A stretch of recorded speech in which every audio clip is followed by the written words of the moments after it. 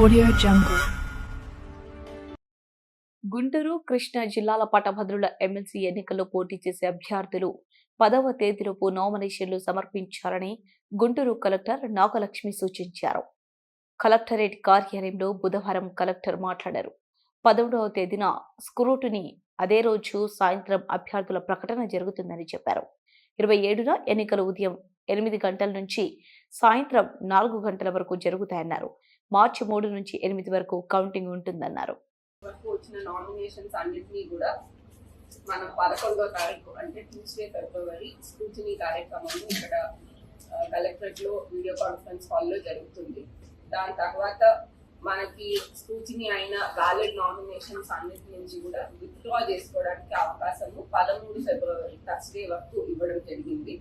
So మనకి 13th February Thursday final list of contesting candidates అనేది సాయంత్రం ఆఫ్టర్ విత్డ్రాయల్ టైం ఫైనలైజ్ చేయడం జరుగుతుంది. దీని తర్వాత మనకి యాక్చువల్ పోలింగ్ డేట్ వచ్చి 27th February and polling time వచ్చి మార్నింగ్ 8 o'clock నుంచి ఈవినింగ్ 4 o'clock వరకు. తర్వాత కౌంటింగ్ ప్రక్రియ అనేది 3rd మార్చ్